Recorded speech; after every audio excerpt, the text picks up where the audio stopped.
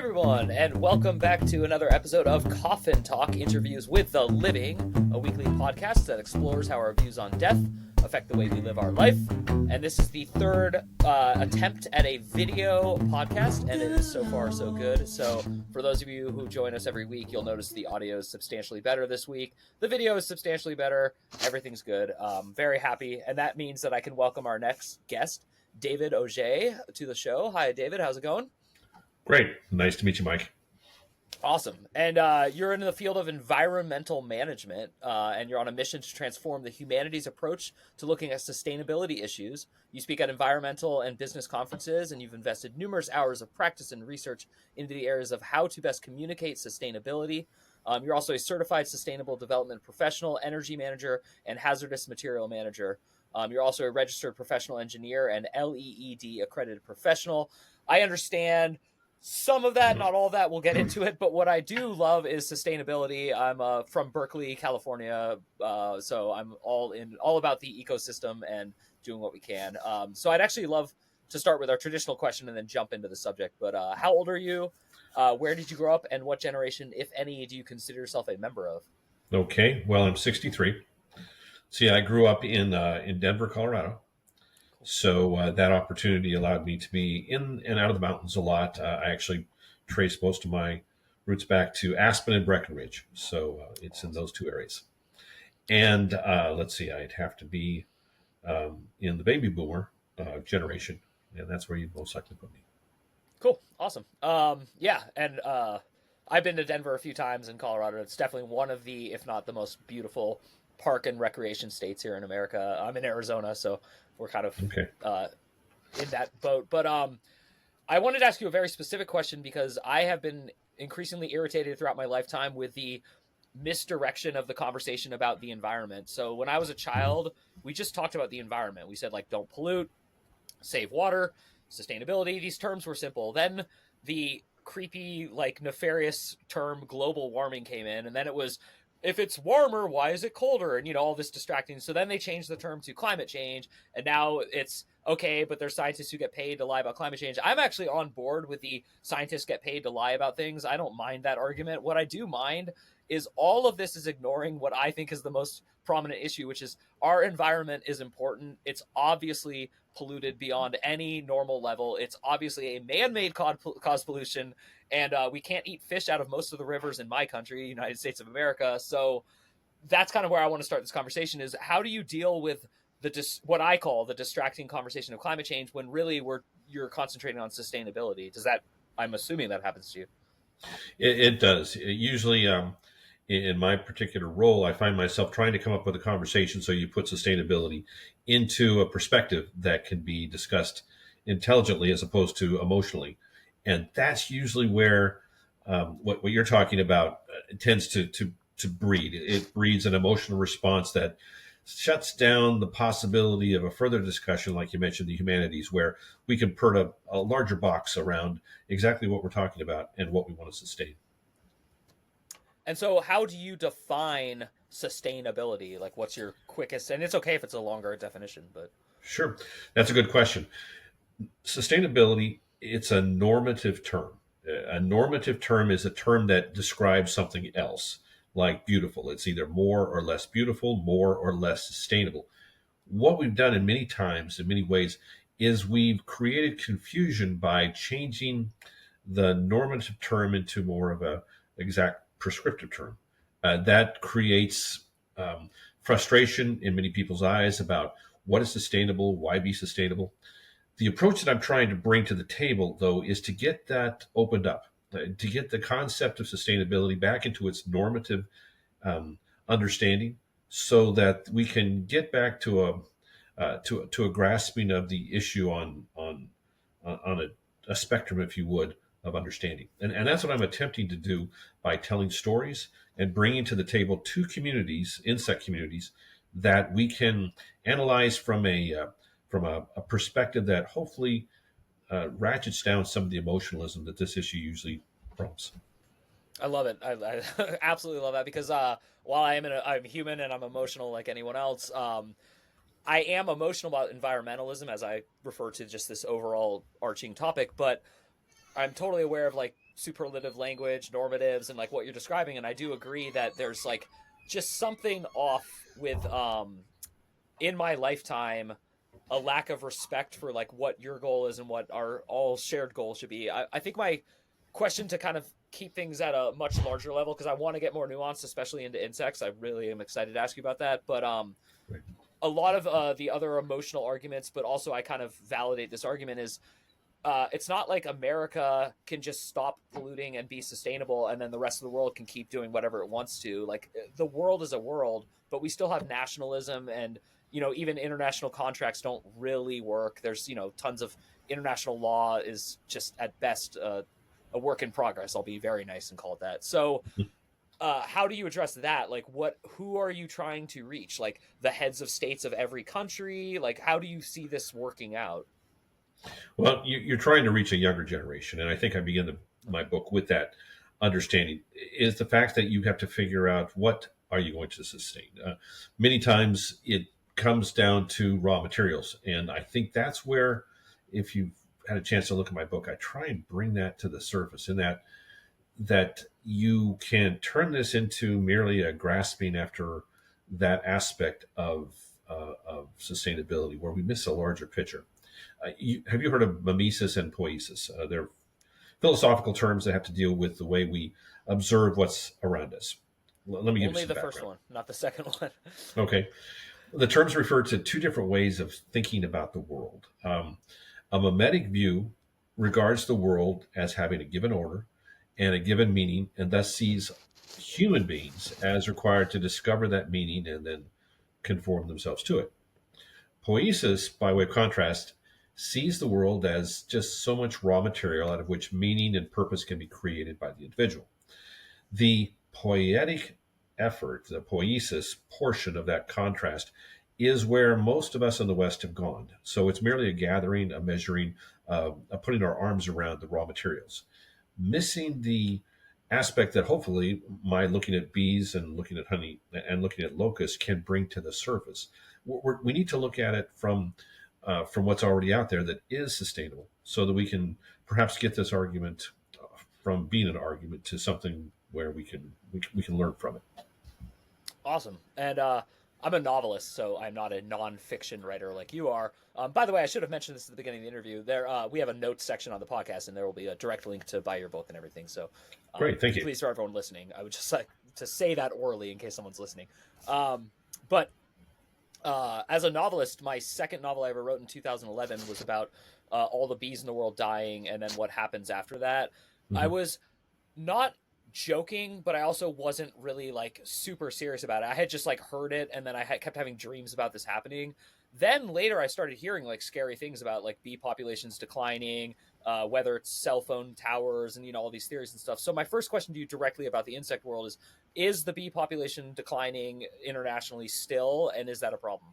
Well, colony collapse disorder, which you're bringing to the table, where that kind of came to the surface in the political arena about 2005, 2006, where there was a Yeah.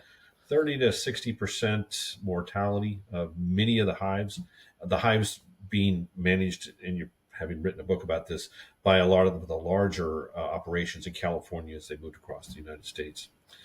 The population, at least in this past year, I received a notice from North Carolina State University, is on the rise again. Now, that was strange because I have six hives at work where I work, and I have two at home. And of the six at work, we're only having two that are so far made it through the winter. So, at least in my own estimation, this wasn't good. But the total population, which this apiary science group keeps track of, was showing success in the past couple of years. So, what is the worst case scenario? What's the doomsday message? Just for because I do have younger people who listen, and I think a lot of people do care about this. What are the stakes if we were to just ignore declining insect populations and things like that? Like, does it start with that as a disaster, or is it more that if we kill off larger animals, it would affect them or vegetation? Well, I kind of included in the book the fact that the bee population and our emphasis on Apis mellifera, which is the honeybee that we imported from Europe into the United States, if that actually decreased and allowed natural pollinators to gain a foothold again, there might actually be a benefit. There's a ratio. I can't remember the professor's name from Canada that showed about a 70% um, of a of an area that needed to be pollinated by bees. If you reduced it to about 70 to 60% and allowed the remainder of that territory to be occupied by native pollinators, that you would actually get a better yield in total. What we do Forgive is, my. Oh, sorry. Go ahead. yeah, our efforts to maximize and maximize the amount of output and minimize the amount of inputs kind of uh, shriek at that foul, allowing a certain portion of the ground to remain um, unused during a year. But it's about a 30% um, effort that this professor in Canada was bringing to the table. An idea, though, is the fact that we can depend so much upon this one insect to the detriment of more effective pollinators that are actually out there. So And it may not be as bad. Go ahead. that's actually amazing, but I feel really dumb asking this, but I actually assumed that bees were the only pollinators. What other insects pollinate? Hey everyone, if you're a fan of the show, please head over to mikeyop.com and click the subscribe button. It's the best way to support us, and it's free. That's MIKEYOPP.com. Thanks. Well, you've got just the Apis mellifera, which is the honeybee, but there are a number of Oh, I other bees understand. that are Okay. out there as Oh, okay, well. okay. All right, Yeah, got it. Okay. and one of the highlights is the fact that they can learn from each other. There's a number of points that I bring out in the book, and the fact that the Apis mellifera, that particular bee within the almond groves of California, will pollinate well the very tops of the trees, but not the lower portion of the trees. And many times they'll go straight as opposed to back and forth, allowing a better and more complete pollination effort. Where there are different bees that are out there that have a performance that will enhance the two. So if you put both of them into the grove at the same time, you'll actually get a better and a more effective pollination. But that's all apiary science and some of the things that are being brought to the table. That's very cool. Which came first, your love of the environment or your love of insects and specifically bees? Well, as a child, my mother always thought I was going to be an entomologist, so I found myself in that regard. But I went to school to become an engineer, so that's where this particular occupation that I hold came from. And what kind of engineering degree did you get? I got a civil engineer and then a master's degree in environmental engineering. Got it. Okay. And what is environmental engineering? Is that like, I want to ask it in a way that's funny, but I'm not trying to be degrading. Is that like a hippie engineering, or is it the opposite of that? Because it sounds like it could go either way. Yeah, yeah. I not at the graduate level. You're doing a lot of science. You're spending your time going through either atmospheric chemistry, wastewater operations, different control devices that are out there. So you're becoming an expert, if you would, on the pieces of equipment out there that will reduce air pollutants or wastewater pollutants or handle hazardous waste. Awesome. So a little bit shifting away from the insect world, just because I have so many questions about this. I should let you know that I'm a book indexer is one of my careers, and so I get books that I'm paid to index, and one of them was recently the Oxford Encyclopedia of Water Management. So I did Okay. a 2,500 page encyclopedia, and a huge part of it was sustainability, and that's part of where I'm coming at this conversation from. Uh, what even before I did that project, what has always irritated me, and again, this is like an environmental engineering question, but not so much a an insect question. Why do we use drinkable water in toilets? Why don't we have like dual water systems in homes? Why aren't we reusing what's called gray water or Mhm. repurposing water for our gardens? Like what? How dumb is that? Or am I just being emotional? No, no, you're talking about many of the things that are brought to the table through leads, leadership in environmental and energy design. Most of those things, taking gray water, trying to repurpose water using, rainwater for irrigation and what have you, are on the table and actually are recognized for new construction for that very purpose, so that you start to put these into play, and the overall cost of its installation drops because you've done it so much more extensively than just mentioning it. So those are things that are recognized by the new construction standards that are out there, but you have to go the extra mile to implement them. So, like in a country like India, where in a recent presidential election, and by recent I mean like a decade ago, the winner promised basically like potable water, like some sort of water in the average home. Are they considering these kind of projects, or are they just going to build like what America and other air quotes first world countries were traditionally using? I really can't say what India is going to do with that. I know that if they have to comply with LEED standards or green or what's called um, green globes, these are construction standards placed on architects for for the projects they put into place. They will then have to meet those standards. But that usually doesn't happen at the lower level or the lower economic level. It usually happens at a large building operation, office buildings, whatnot.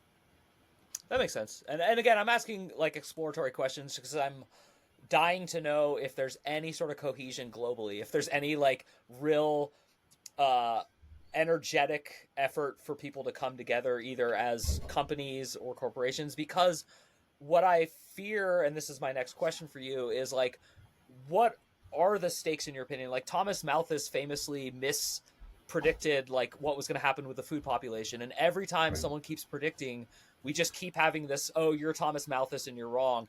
Where do you stand on that kind of line, and where are we now with this current debate?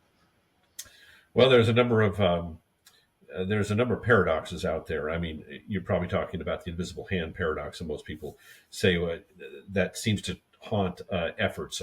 For example, the fact that if we increase the amount of miles that a vehicle can travel on a gallon, we're going to somehow save a great deal of air pollution going into the atmosphere. Well, the unseen consequence of that is we all drive more miles because it's now cheaper to do so. So there are invisible hands at work in that situation that somewhat frustrate anyone's efforts to try and put something like that on the table. Um, I guess that's what I'd have to say. The other one, of course, is um, there's two particular approaches, or I don't want to call them approaches, but paradoxes. One is the paradox of the invisible hand. The other one's the paradox of the commons, which most people fear. It's the a belief that you have a shared pasture where everyone is free to graze their cattle. It sounds ideal, but here's a catch: if everyone acts self-interested, then the pasture gets overgrazed, eventually destroyed. Individuals acting independently, according to their self-interest, they deplete that shared resource, and that's where the two paradoxes, the paradox of the commons and the paradox of the invisible hand, continue to find themselves butting heads in the very concept of what you're trying to do. Is it the commons? Is it our self interest is going to result in the consumption of all the resources? Or is the invisible hand going to have some aspect of a reward from a resource coming out that's now being beneficially reused somewhere else?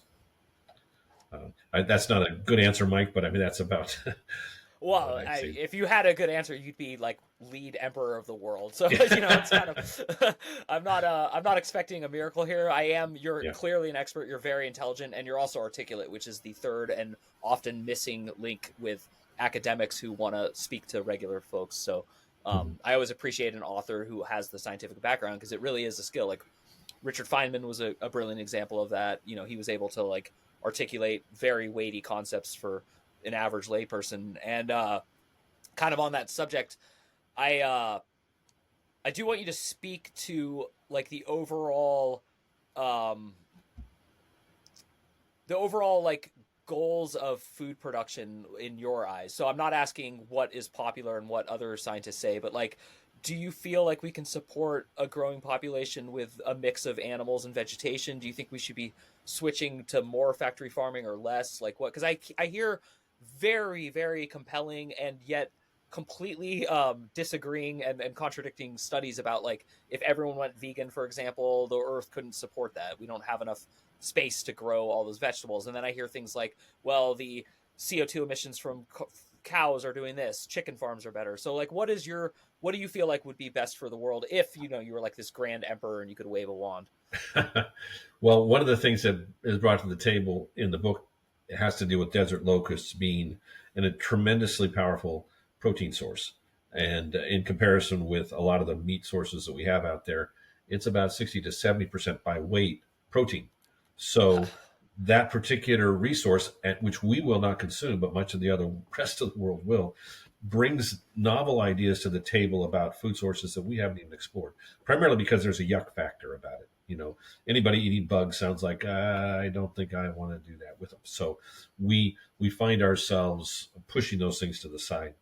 One of those things, of course, is the fact that we have, as a result, narrowed the amount of grains that we find appropriate for our diet, where there might be a lot more out there. And the desert locust, which is a protein source, not so much a vegan source or that source, is tremendously rich in being able to open up those doors.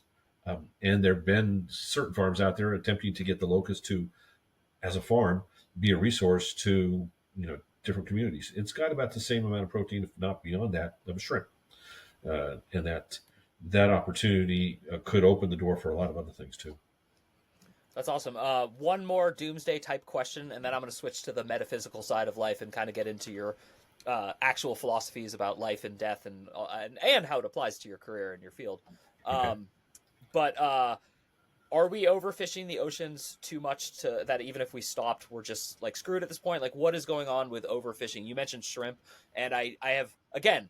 I read studies that terrify me, academic studies, and then I read other studies that make me feel like nothing's the matter. So, Yeah, that's not an area where I'm an expert, oh, and okay, that's fair enough. yeah, so I don't know if I can put much on the table for that.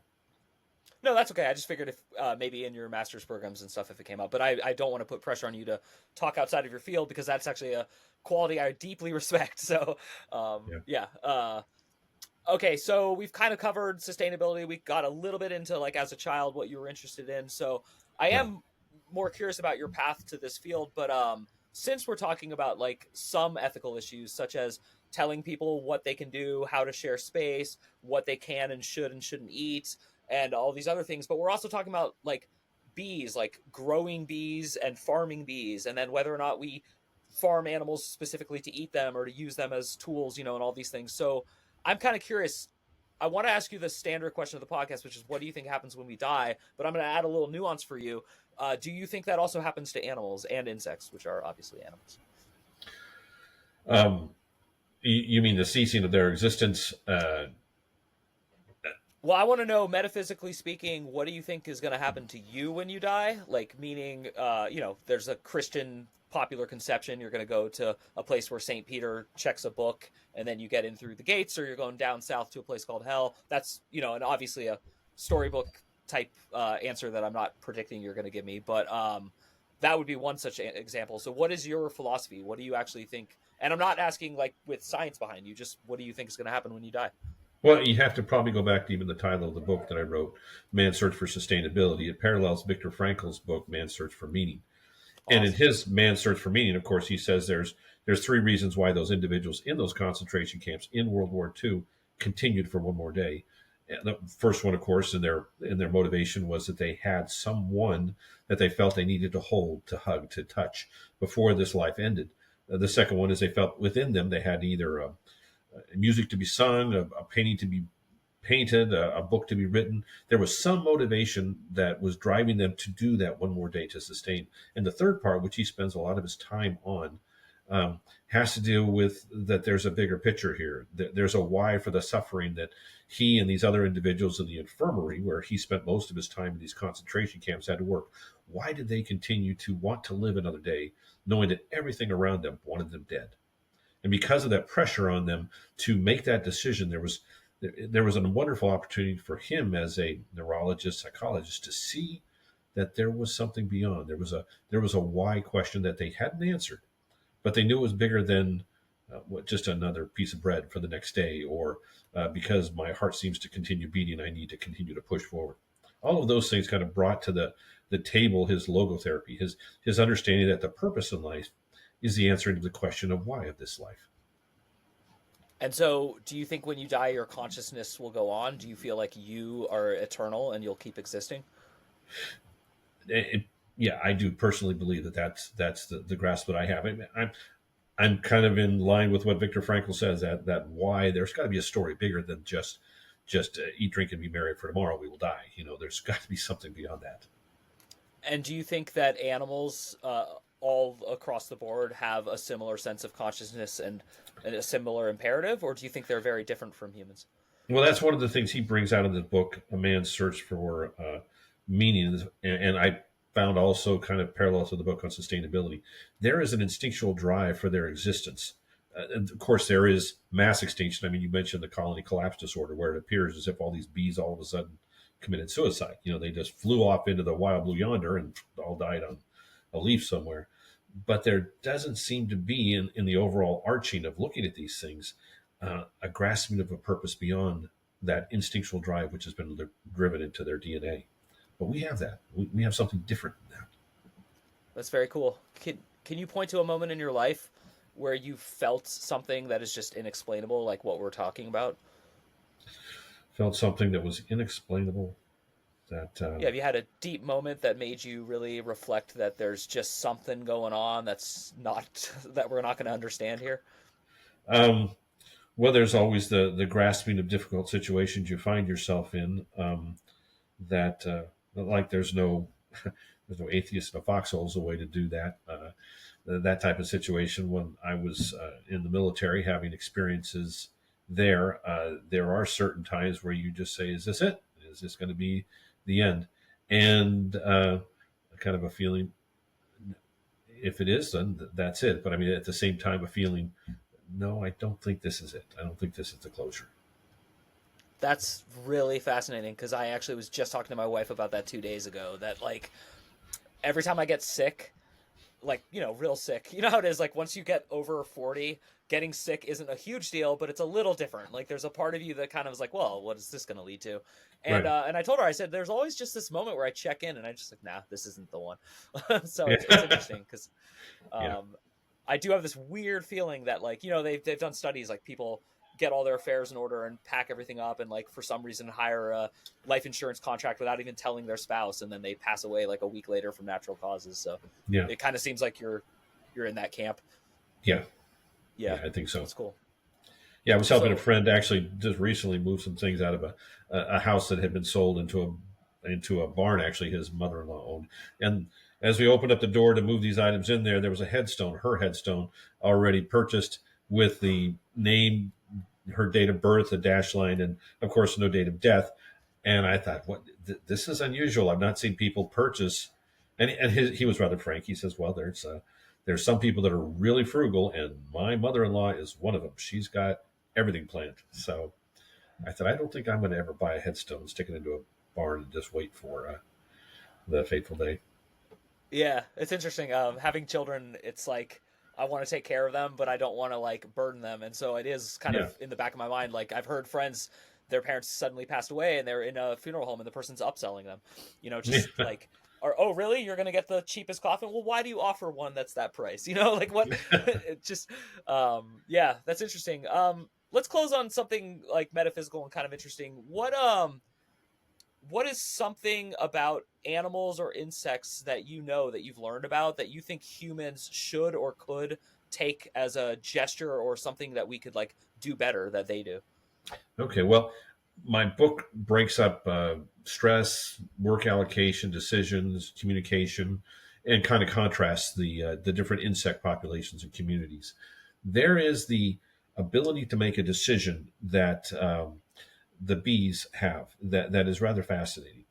Bees to become one hive from one hive to become two, uh, they have to swarm. That is, the bees will leave their normal habitat of the hive.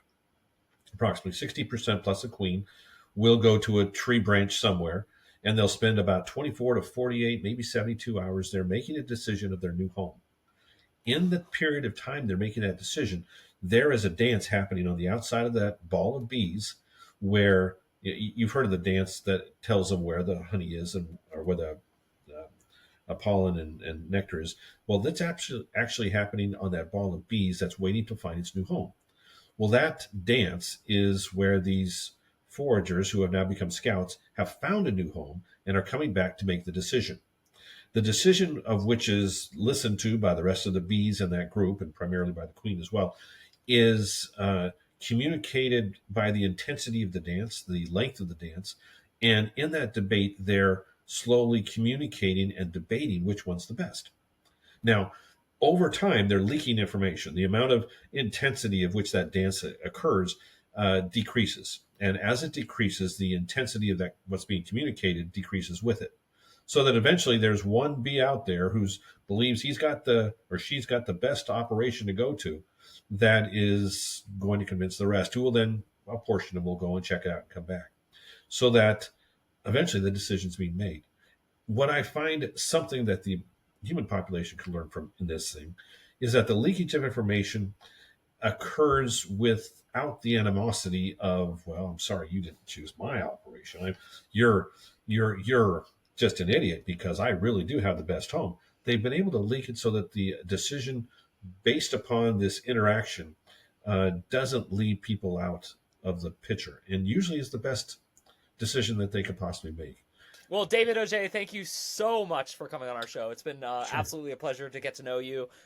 You're not only smart, but you're really like personable and interesting. And I'm sure you're doing other podcasts, but I just want to let you know it's really fun to talk to.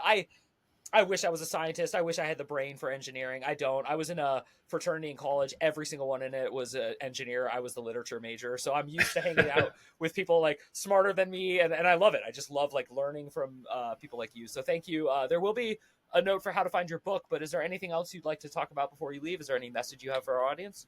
Well, perhaps just understand that what I'm doing is looking at observation, looking at the bees, looking at the desert locust, doing the best I can to analyze it and then apply it. And if you can get that concept and those 3 steps from what I've written and tried to communicate, I think we can all grow from it. We can all gain something from this. That is awesome. And thank you so much again for coming on the show. To everyone at home, please do check out the notes and please check out his book. Once again, you have been watching or listening to Coffin Talk, Interviews with the Living. My name is Mike Oppenheim, and we will see you soon. Walking along.